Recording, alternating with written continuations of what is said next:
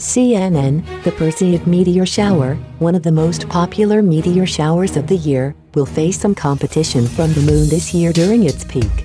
The shower will peak with the most number of meteors during the late evening hours of August 11th and early morning hours of August 12th, which coincides with the last quarter moon phase, or a bright half moon.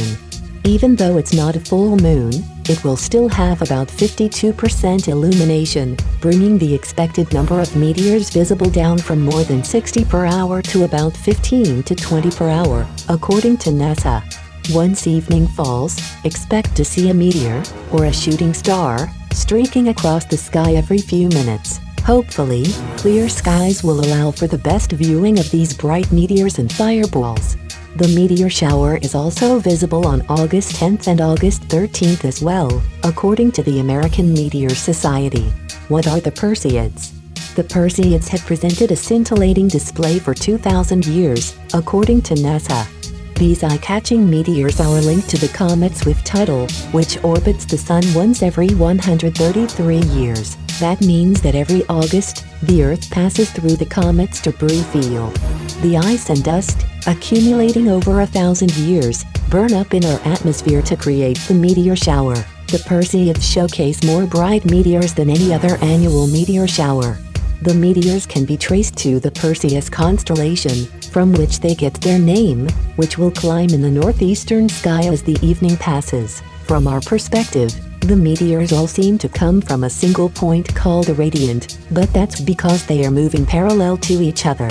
When the radiant is highest in the sky, we'll see the most meteors, but Earth-grazer meteors, which skim Earth's atmosphere and showcase long, blazing tails, are visible earlier in the evening when the radiant is low above the horizon.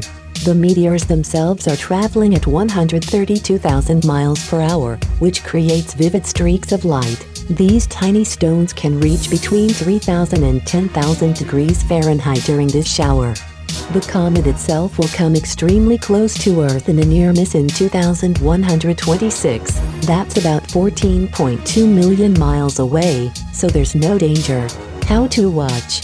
NASA scientists advise that although the shower can be seen anytime after 9 p.m. in your area, the best time to spot a flurry of meteors will be during the darkest part of the night, in the early hours before dawn, between 2 a.m. and dawn. The bright moon will rise around midnight, which changes the peak viewing window, according to NASA, but you can still expect to see a meteor streak across the sky about every 2 minutes.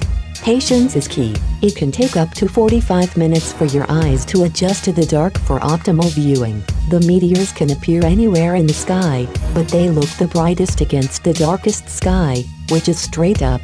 Some meteors only have faint, quick streaks. Others are brighter and can appear to sail across our sky for several seconds, leaving a glowing smoke trail.